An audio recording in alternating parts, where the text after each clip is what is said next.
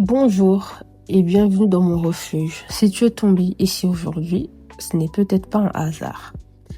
Peut-être que tu avais besoin d'un endroit calme, d'un endroit où ton esprit peut enfin ralentir un peu, d'un endroit où tu n'as pas besoin de faire semblant d'aller bien. Alors prends quelques secondes, respire doucement et reste ici un moment avec moi.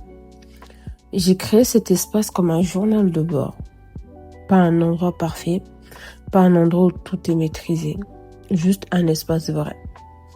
Un endroit où déposer les pensées qu'on garde trop longtemps dans sa tête, les émotions qu'on cache derrière des sourires, les fatigues qu'on n'explique à personne. Parce qu'avec le temps, on devient très fort pour cacher ce qu'on ressent. On apprend à répondre « ça va », même quand ça ne va pas vraiment.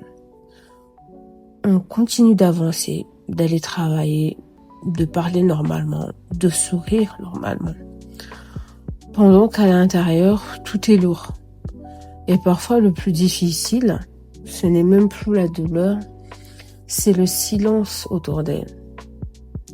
Le fait de continuer à vivre normalement, alors que mentalement, on essaie juste de tenir. Je crois qu'il y a énormément de personnes qui se sentent seules dans ce qu'elles traversent. Des personnes fatiguées mentalement, des personnes qui réfléchissent trop, des personnes sensibles dans un monde devenu très brutal. Et souvent, on leur dit qu'elles exagèrent, qu'elles sont trop sensibles, qu'elles pensent trop, qu'elles devraient juste avancer. Mais certaines douleurs ne font aucun bruit. Certaines fatigues ne se voient pas. Et certaines personnes sourient pendant qu'elles s'effondrent doucement à l'intérieur. Alors ici, je ne veux pas faire semblant. Je veux créer un endroit doux, un endroit où on peut respirer, un endroit où l'on peut ralentir sans culpabiliser. Parce qu'on n'a pas toujours besoin de conseils.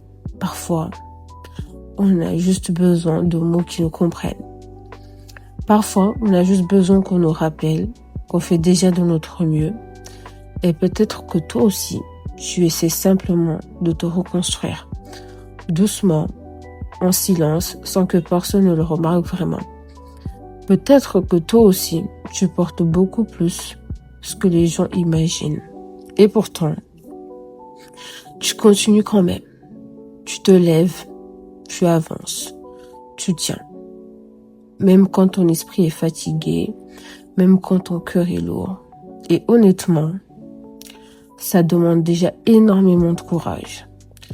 Je crois qu'on oublie souvent à quel point certaines personnes se battent intérieurement sans jamais le montrer.